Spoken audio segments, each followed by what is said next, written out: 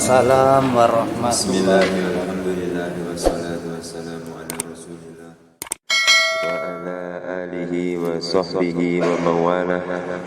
Rabbi shrah li sadri wa yassir li amri wahlul 'uqdatam min lisani yafqahu qawli. Subhanaka la ilma lana illa ma 'allamtana innaka antal alimul hakim.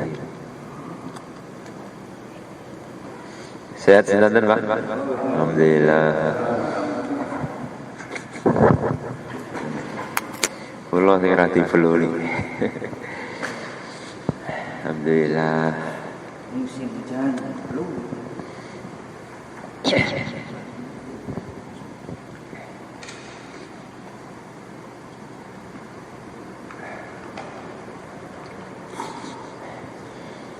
Hadirin yang mulia, kita luruskan lagi niat.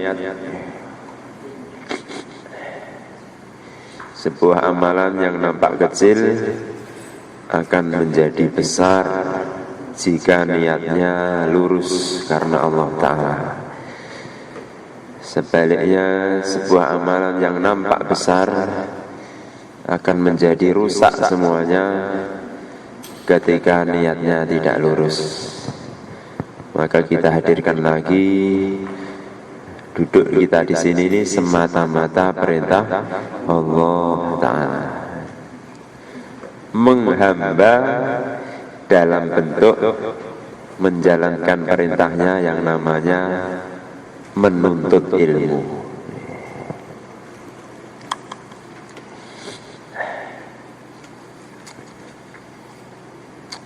Halaman 141.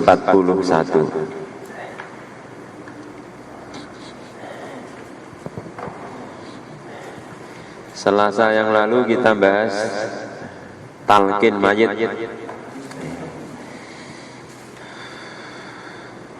Mungkin sudah ada yang pernah mentalqin mayit. Kalau jenengan nggak hafal bahasa Arab, boleh pakai bahasa Indonesia. Talqin mayit, kemarin sudah kita bahas dalil-dalilnya, bahwa orang yang di dalam kubur itu mendengar suara orang yang berziarah ke situ. Allah buat mendengar. Sekarang 141. Telonan atau tradisi masyarakat dalam mendoakan janin sebelum ditiupkannya ruh. Biasa di masyarakat kita ini telonan namanya. Saya malah kurang akrab dengan bahasa telonan. Siapa?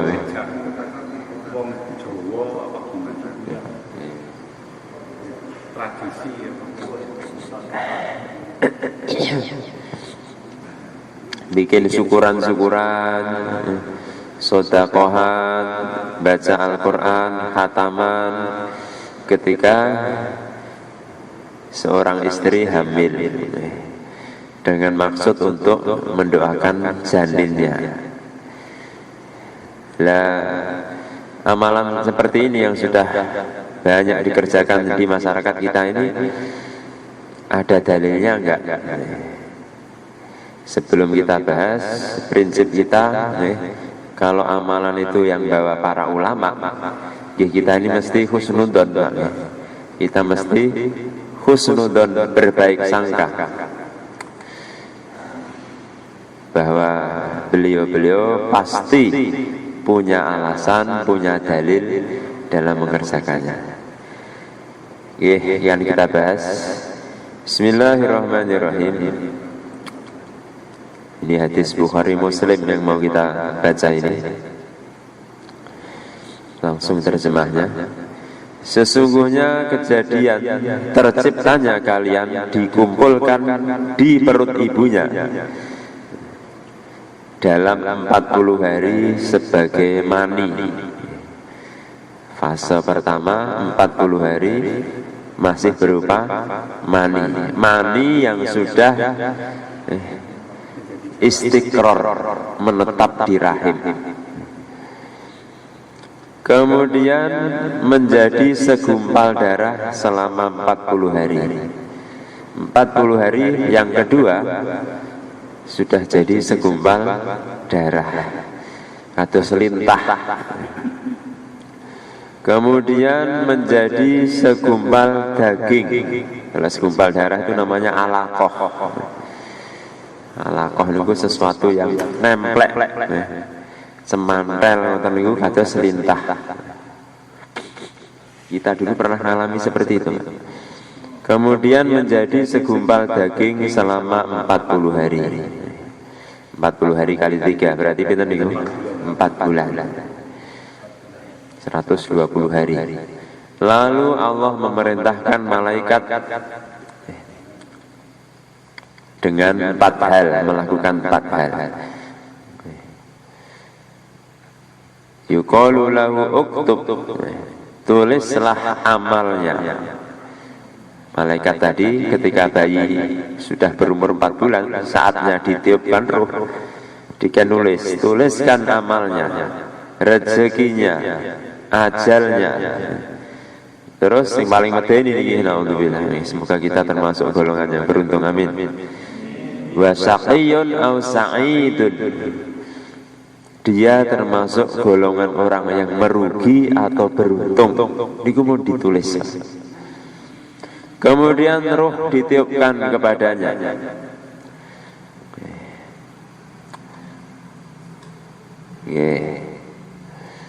Fa innar rajula minkum la ya'mal hatta ma yakun. Ini terjemahnya kok sebab nggih. Sesungguhnya ada seseorang dari kalian sungguh akan beramal seperti ahli surga. Amale sae kados-kados ahli surga tenan ini, sehingga jarak antara dirinya dan surga tinggal 1 jengkal seolah-olah. Namun ia telah didahului kepastian takdir sehingga beramal seperti ahli neraka, maka ia masuk neraka. Naudzubillah. Dan seseorang dari kalian sungguh akan beramal seperti ahli neraka, maksiat, jelek amalannya, sehingga jarak antara dirinya dan neraka tinggal 1 jengkal. Namun ia telah didahului kepastian takdir, sehingga akhirnya beramal dengan amalannya ahli surga, maka ia masuk surga. Muttafaqun alaih. Allahu Akbar. Ya, terus amalan, rezeki, ajal termasuk golongan yang beruntung atau rugi, naudzubillah. Itu ternyata pun dadi tulisannya, sudah ditetapkan. Makanya sebelum hal ini ditetapkan, para ulama kita mengajarkan kita untuk doa. Moga-moga jadi orang yang anak si jabang bayi ini, moga-moga jadi orang yang beruntung, orang yang say-say pokoknya. Begitu Pak. Karena takdir itu tidak akan bisa dirubah kecuali dengan doa. Tapi doa ini pun juga bagian dari takdir. Kalau orang itu takdirnya memang akan jadi orang baik, nanti Allah mudahkan dia doa baik. Kalau orang ini memang takdirnya itu, naudzubillah, jadi orang celaka, dilalah dongo saya ini abot, tidak mau doa baik. Dan seseorang itu akan diberi jika dia minta.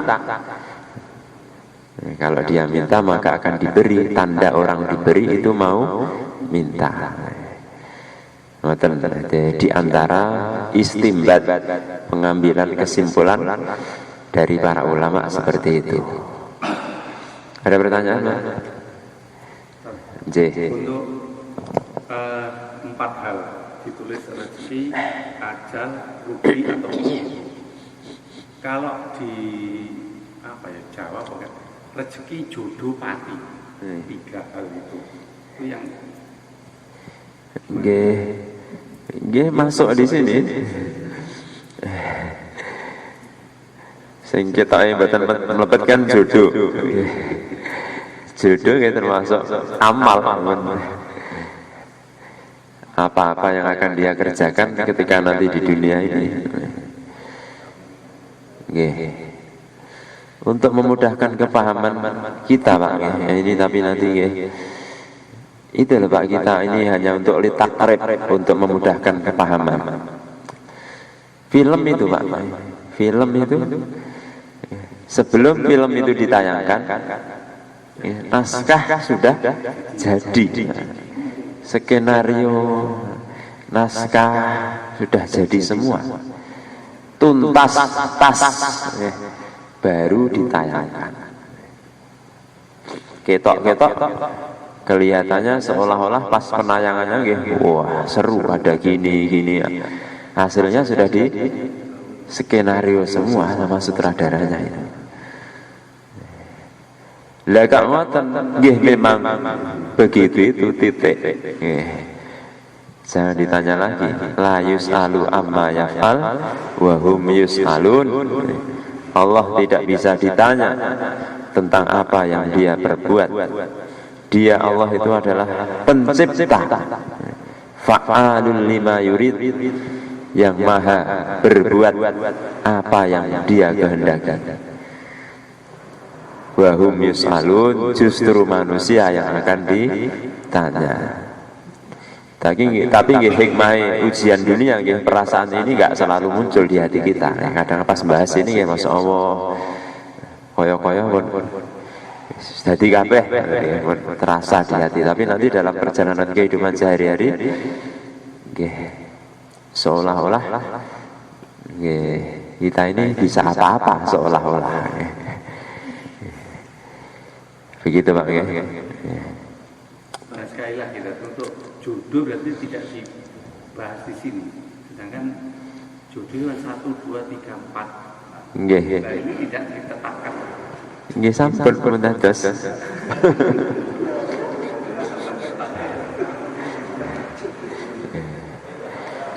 Sudah ditetapkan semua.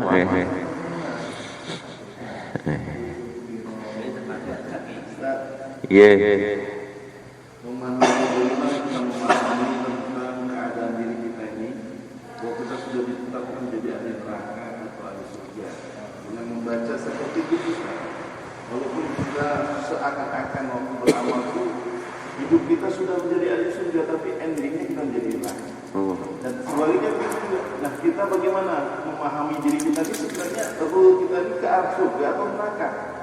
Hari ini kita duduk bersama di sini, seakan-akan kita di ahli surga, tahu-tahu ending kita tuh menjadi ahli neraka.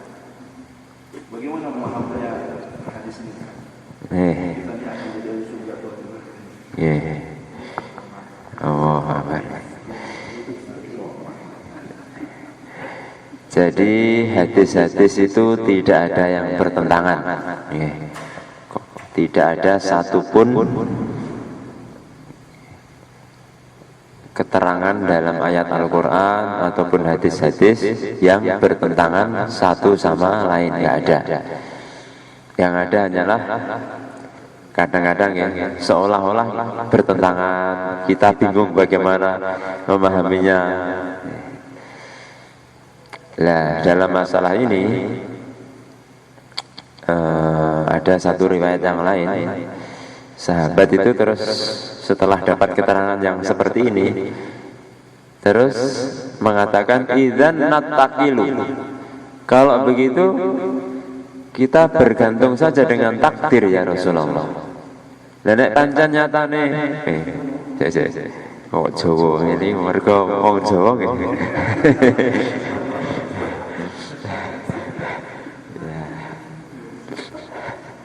Soalnya kalau di Indonesia kan sulit. Lah kalau memang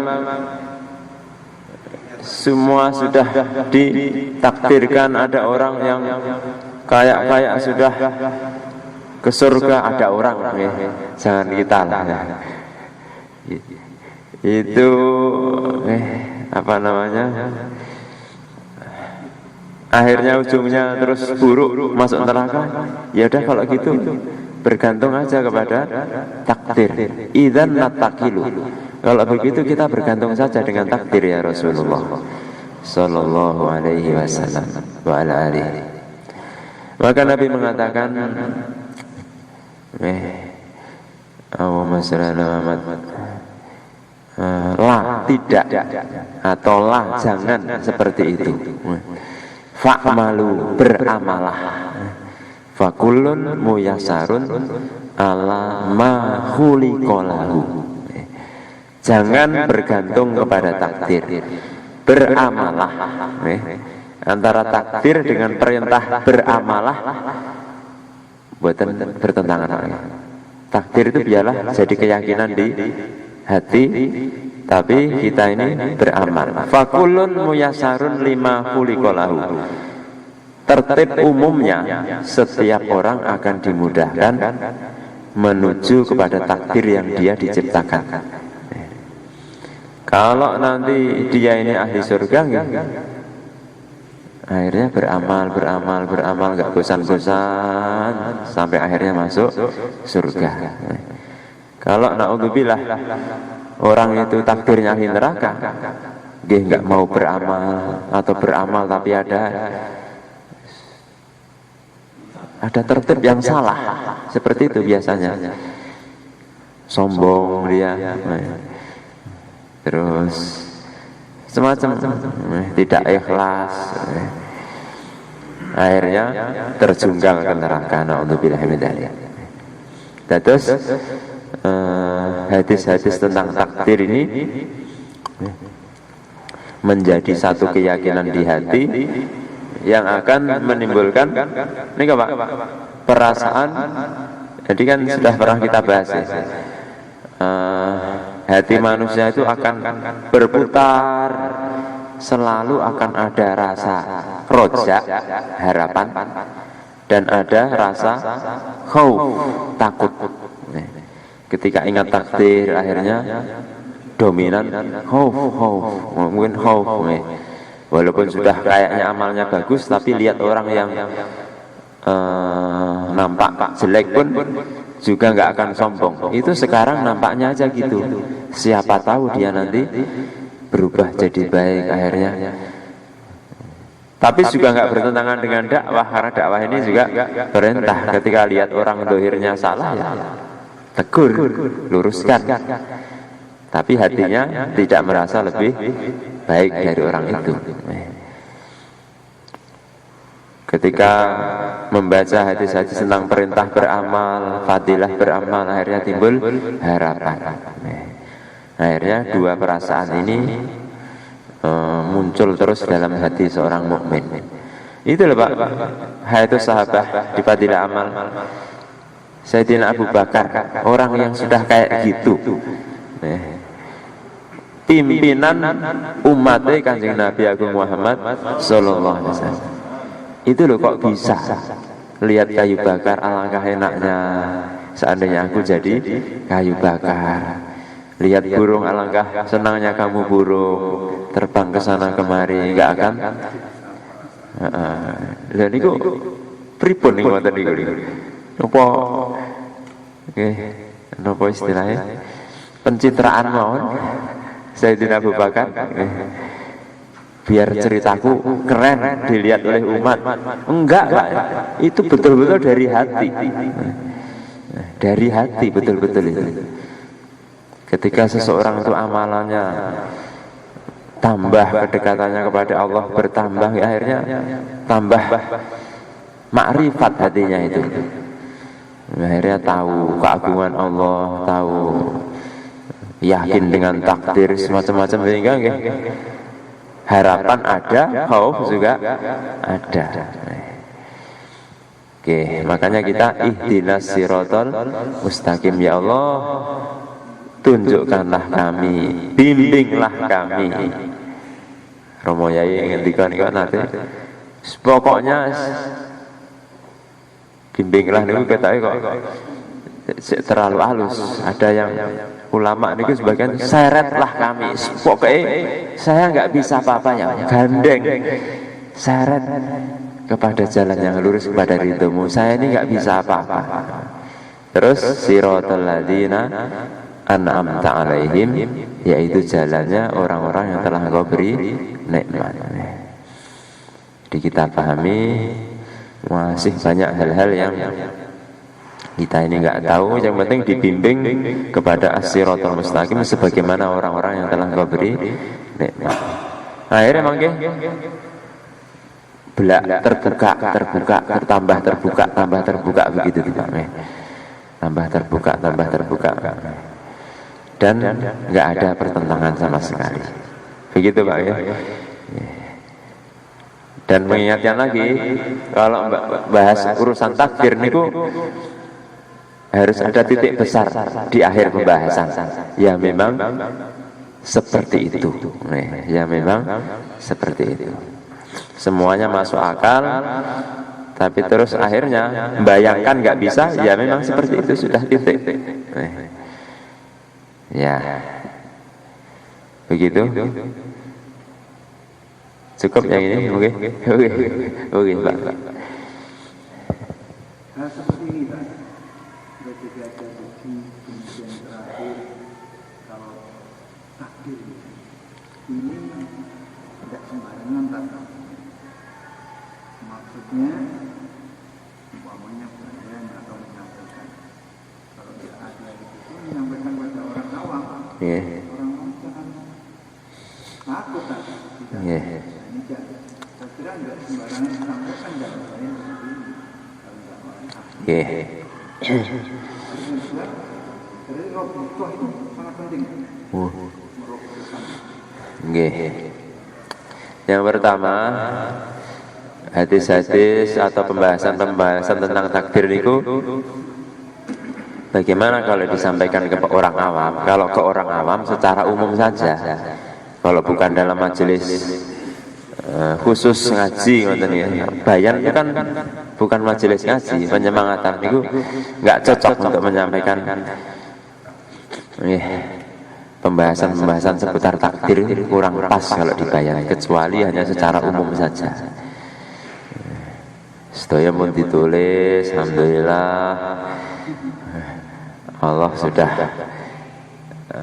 memilih kita untuk duduk di tempat yang mulia ini. Allah tolong kita untuk sholat berjamaah. Ini nikmat yang besar yang patut disyukuri. Alhamdulillah. Cukup betul sah. Terlalu rumit-rumit malah bingung. Kecuali kalau bertanya. Kemudian yang kedua, berarti robitoh itu penting. Super sangat penting. Itu umul kitab surat Al-Fatihah yang saya baca tadi, ayat siratal ladzina an'amta alaihim, ayat ke berapa itu Pak? Siratal ladzina an'amta alaihim itu ayat ke pinten? 7. Kalau dalam mazhab kita itu ayat ke-7. Ayat pertama bismillah. Sebagian ulama yang lain siratal ladzina an'amta alaihim ini ayat ke-6, yang ke-7-nya ghairil maghdubi. Itu kan mengajarkan robitoh. Allah Ta'ala bukan hanya mengajarkan kepada kita ihdinas siratal mustaqim titik. Sebetulnya juga sudah cukup itu.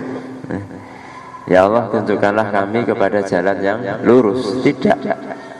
Walaupun sebetulnya juga sudah cukup. Tetapi ditambahi siratal ladzina an'amta alaihim, jalan orang-orang. Disuruh mengingat orang-orang yang telah Allah beri nikmat. Dan nek jenengan riso dalam memahami takdir ini, aku kok sik bingung memahami bab takdir itu bagaimana? Mangke hadirkan di salat ihdinas siratal mustaqim, ya Allah berilah hidayah untuk siratal mustaqim yang berupa memahami takdir dengan benar. Siratal ladzina an'amta 'alaihim, sebagaimana orang-orang telah Engkau beri nikmat bisa memahami takdir dengan benar. Nggih, sudah pernah kita bahas. Apa yang Anda risaukan masukkan dalam surat Al-Fatihah itu, ihdinas siratal mustaqim. Oke, Pak. Bolehkah kita berdoa setelah tahu salah satu itu sedangkan yang tidak yakin? Nggih.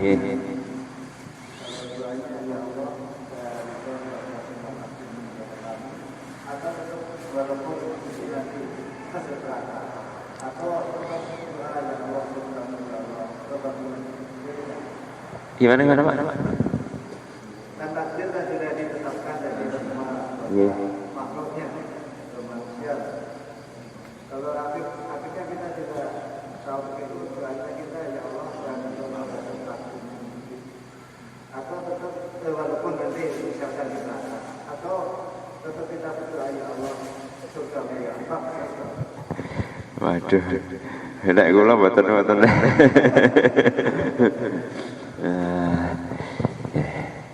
Ya Allah, saya ridha dengan takdirmu.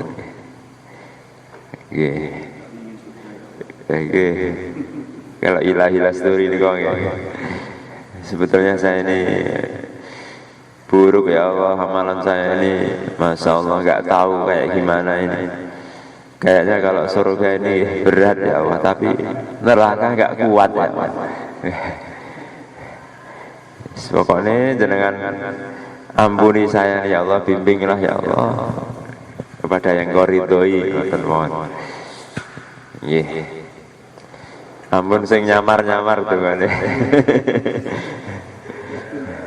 Nggih. Sayyidina Umar ada riwayat, seandainya saya dikasih tahu semua orang itu masuk neraka kecuali satu saja yang masuk surga, saya berharap yang satu yang masuk surga itu adalah saya orangnya. Sebaliknya jika saya dikasih tahu semua orang masuk surga kecuali satu saja, satu masuk neraka, saya khawatir satu itu saya khawatir satu itu saya. Biarkan memang perasaan begitu, harapan, tapi juga ada porsi khauf, ada porsi harapan, juga ada porsi takut kepada Allah Ta'ala. Lanjut. Ini lanjut hadis-hadis dan kaidah yang harus diketahui.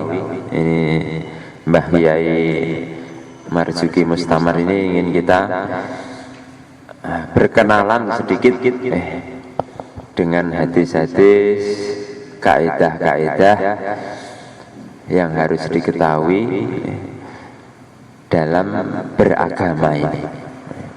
Yang ini juga jadi satu pelajaran.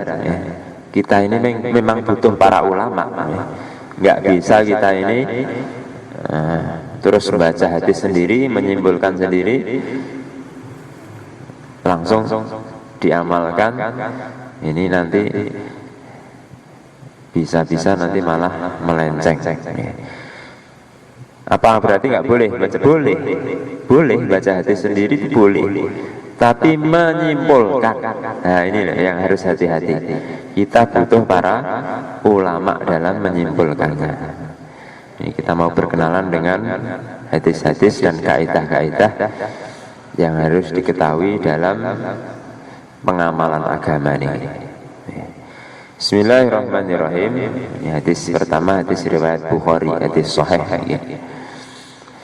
Diriwayatkan dari Sayyidina Abu Hurairah radhiyallahu anhu, jika sebuah urusan diserahkan kepada selain ahlinya, fangtadiris sa'ah, maka tunggulah kiamat. Maksudnya kiamat itu saat tinggi kehancurannya. Jika sebuah urusan diserahkan kepada selain ahlinya, maka tunggulah kehancurannya. Dalam urusan apa saja nih Pak? Urusan dunia juga. merakit pesawat terbang. Wah, kurang personel nih. Pak Tani, sini Pak Tani. Bantu saya merakit. Wah, Pak Tani kok suruh merakit pesawat terbang. Atau suruh bersihkan senjata. Malah jeblok loh kayak. Ya, urusan dunia, urusan yang remeh ini pun kalau nggak dikaitkan dengan agama, itu pun juga harus diserahkan kepada ahlinya, apalagi urusan agama. Kemudian berikutnya, fas'alu ahla dzikri in kuntum la ta'lamun. Ini ayat Al-Qur'an ini. Surat An-Nahl. Maka bertanyalah kalian kepada ahla dzikri, orang yang mempunyai pengetahuan, in kuntum la ta'lamun, jika kalian tidak tahu. Jadi suruh bertanya kepada orang yang tahu. Nah, yang tahu dalam urusan agama sinten, Pak? Ini para ulama. Yang tahu dalam urusan racian obat-obatan kesehatan ini para tabib, para dokter. Yang tahu dalam urusan bangunan ya para insinyur. Dan ini juga jadi satu dalil ikut para ulama niku tidak tercela, karena ada selintingan orang itu sangat mencela yang namanya taklid. Orang-orang ikut madhab ini dianggap taklid buta. Dianggap apa, Pak? Taklid buta. Oh, salah. Orang yang ikut madhab ini taklid melek, bukan taklid buta. Ikut pada orang yang tahu. Mereka mengatakan dengan bahasa yang seolah-olah indah, ulama ini kan nggak maksum. Ulama itu kan tidak ada jaminan. Bu ya, kita ini langsung ikut Nabi saja yang sudah jelas dijamin oleh Allah. Ya, saya kelihatannya indah bahasa ini. Ulama itu kan nggak ada jaminan. Kita ini ikut orang yang sudah dijamin saja. Hidup sekali kok ambil resiko. Nggak usah neko-neko, nggak usah macam-macam. Langsung ikut Nabi, betul ikut Nabi. Ikut para ulama itu juga dalam rangka ikut Nabi. Nabi itu memang maksum, sabda-sabdanya ini memang wama yang tiku anil hawa. Semua hadis, semua sabda-sabda Nabi ini semua hak, wahyu dari Allah Ta'ala. Memahaminya itu loh, Pak. Sehingga kadang-kadang kalau enggak ahli malah bisa tersesat. Itu orang-orang khawarij yang naudzubillah, kata Nabi jadi anjing-anjing neraka. Ini nggih maca Quran, maca hadis. Orang-orang khawarij yang bunuh Sayyidina Ali, kelompok yang bunuh Sayyidina Ali, yang membuat peperangan Siffin, ngobori terjadi sehingga terjadi peperangan Siffin. Ini maca Quran, maca hadis, tapi nyeleweng jadinya itu, Pak. Qurannya, hadisnya memang itu Allah jaga benar pemahamannya ini. Maka kita sampaikan kepada orang-orang yang mengatakan seperti itu tadi. Aku ikut Nabi, tapi melalui pemahamannya para ulama yang ahli yang sudah bersanad, ada sambung menyambung silsilahnya. Itu yang aku pilih. Aku nggak mau ikut Nabi lewat pemahaman kamu. Sanadmu kemana? Begitu, Pak. Sebagian itu menukil ayat, orang yang ikut para ulama, yang taklid kepada para ulama itu dicela. Terus yang jadi dalil adalah celaan dalam Quran tentang para penyembah berhala yang ketika ditanya kenapa kalian kok nyembah berhala ini, nyampok, karena kami menemukan mbah-mbah kami dulu juga seperti ini. Terus Allah berfirman, awalau kana aba'uhum la yaqiluna shay'an wa la yahtadun. Apakah tetap akan kalian ikuti padahal mbah-mbah kalian itu mereka layak kilun, bukan orang-orang berakal, wala yahtadun, dan bukan orang-orang yang dapat hidayah.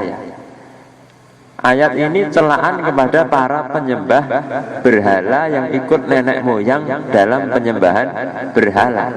Disebutkan mbah-mbah mereka yang diikuti itu layak kilun, bukan orang-orang berakal, wala yahtadun, dan bukan orang-orang yang dapat petunjuk. Lah kita ini ikut ulama.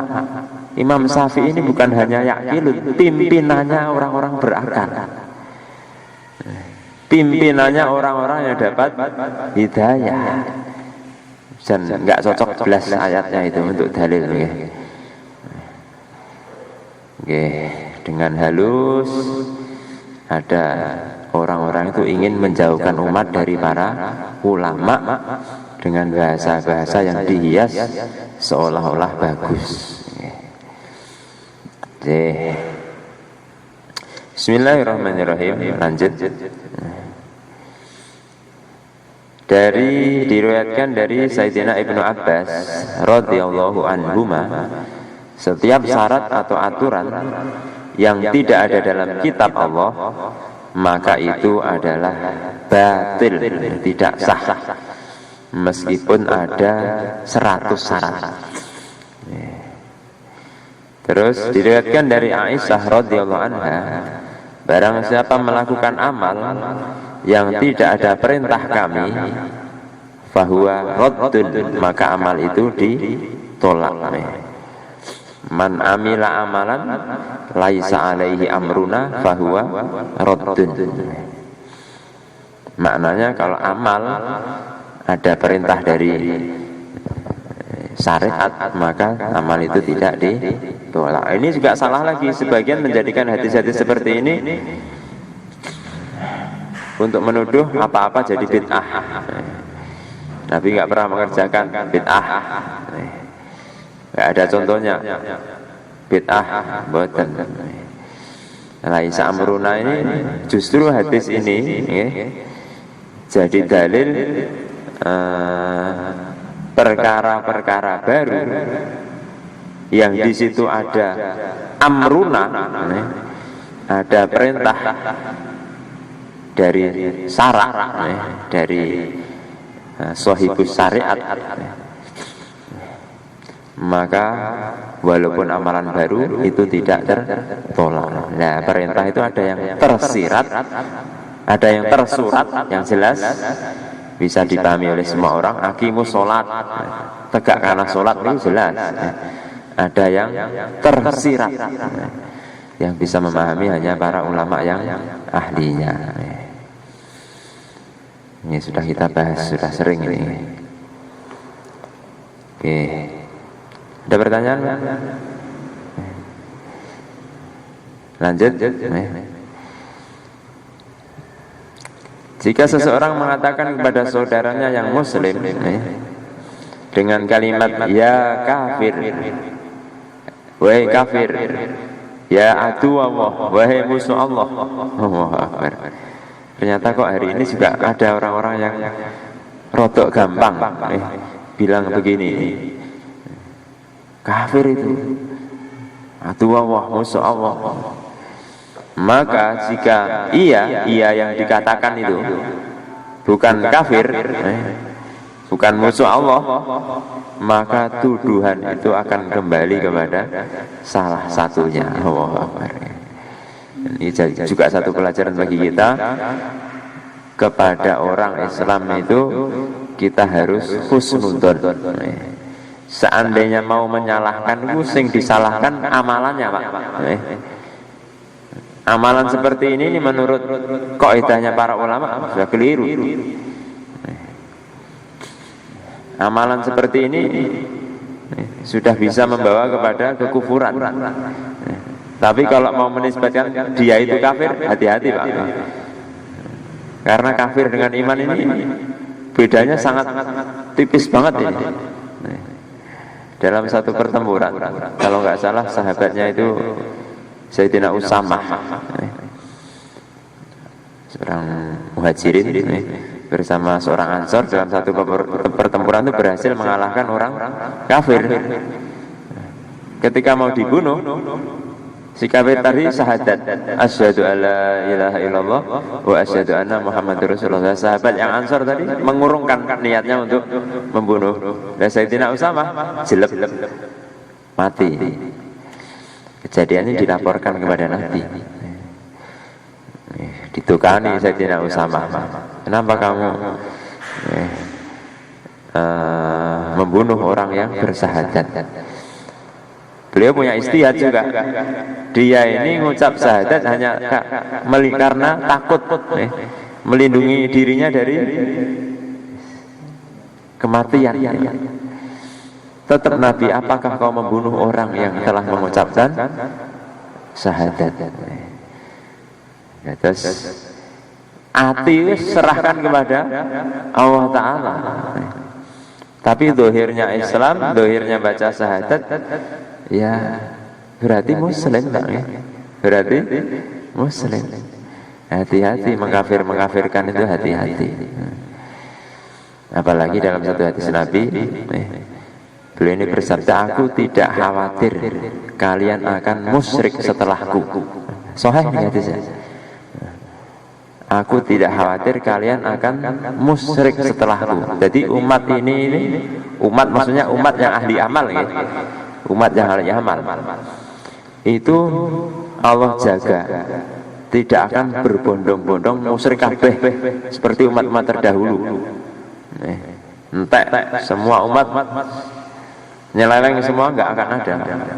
Tapi aku khawatir kalian akan berlomba-lomba mencari dunia. Dan Nabi tidak khawatir umat ini akan musyrik total. Yang beliau khawatirkan umat ini akan berlomba-lomba total golek dunia. Makanya syirik dengan iman, kafir dengan iman ini tipis. Memang kita sudah dikasih kaidahnya para ulama.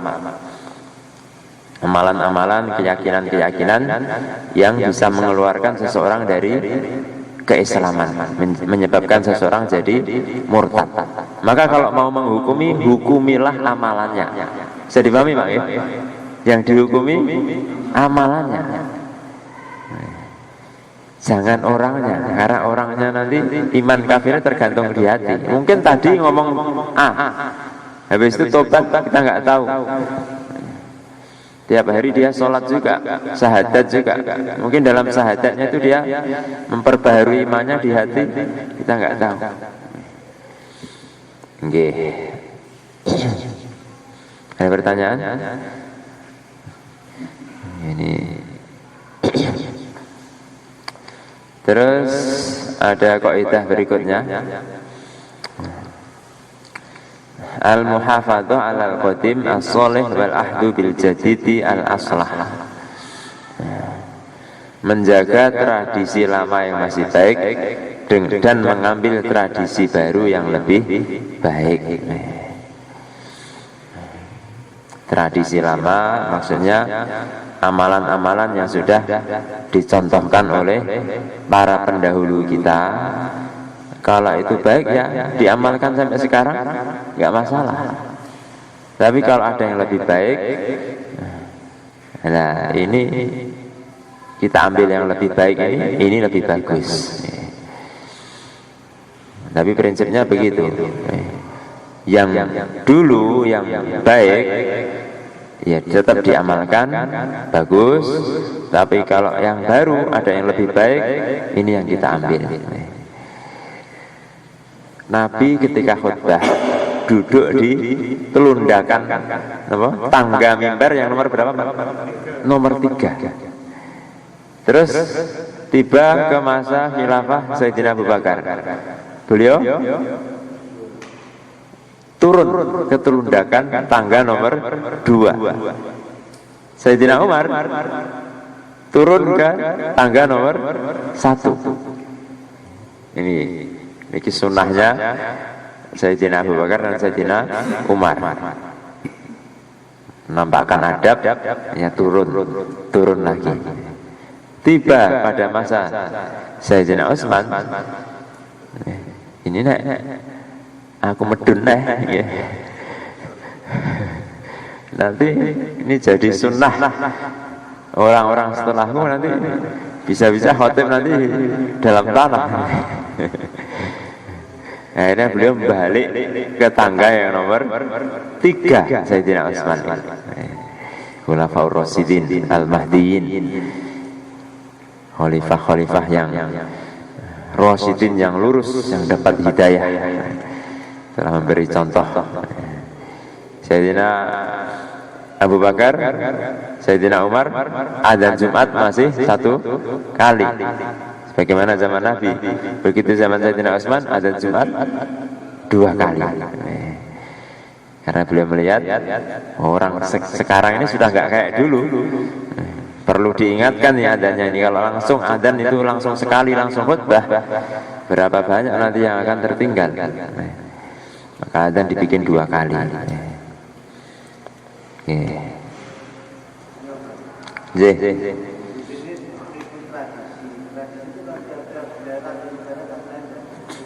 Nah, ini hanya bahasa penerjemah saja, hanya bahasa penerjemah saja, hanya bahasa penerjemah saja. Maksudnya amalan kebaikan yang tentu saja ya ada dalilnya.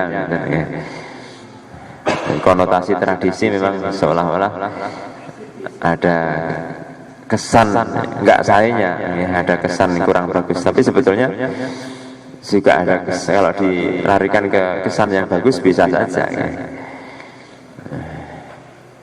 Sholat itu sudah jadi tradisi umat Islam. Boleh nggak dibahasakan begitu?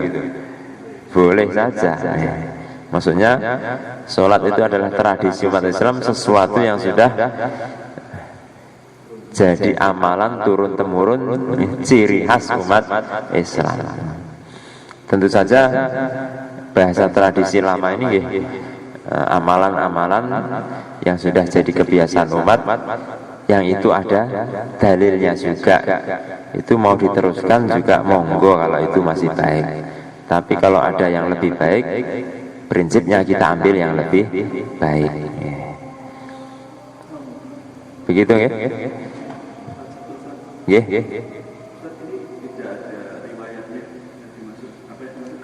Kaidah, ini kaidah usul fikih.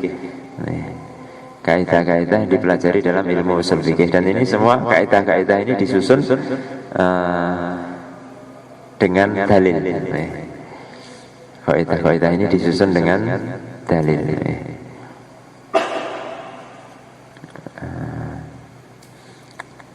Seperti yang setelah yang saya hafal, yang setelahnya ini. Ma la yutraku kulluhu la yutraku kulluhu. Sesuatu yang tidak dapat diperoleh secara keseluruhan, maka tidak boleh ditinggal semuanya. Kalau nggak bisa melakukan secara keseluruhan, ya jangan ditinggalkan semua. Nah, ini kan jadwalnya Jumat ada, Sabtu, Ahad, Senin, Selasa. Waduh, ngaji amal ini 5 dino berat, saya juga sibuk. Akhirnya nggak berangkat. Jangan, kalau memang sibuk nggak bisa semuanya dihadiri 5 hari itu, ya jangan ditinggal semua. Ini kok dalilnya apa kok ini? Di antara dalilnya yang saya ingat ya,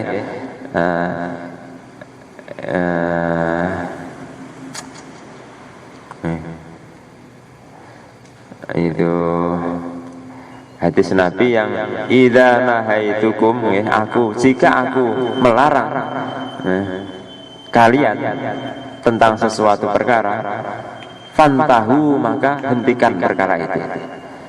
Wa idza amartukum, dan jika aku memerintah kalian kepada sesuatu, fa'tu minhu mastata'tum, kerjakanlah perintah itu, terus diembel-embeli mastata'tum, selagi kamu mampu. Tapi ketika Nabi melarang, tinggalkan semua.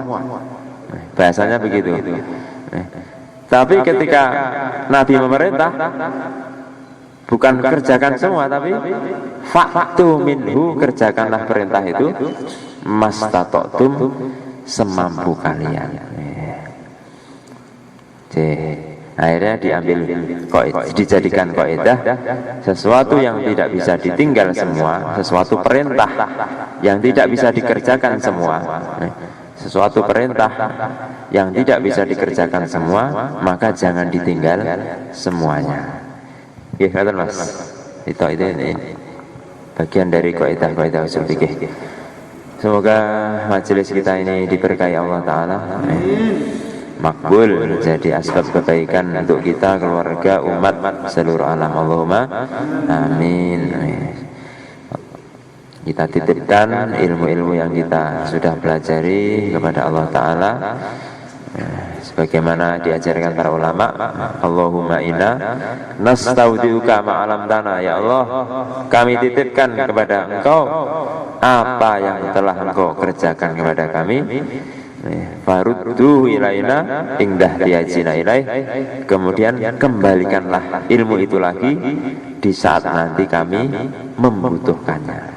Sempurnanya majelis. Subhanallah bihamdihi, subhanakallahumma bihamdika, asyhadu an la ilaha illa anta. Assalamualaikum warahmatullahi wabarakatuh.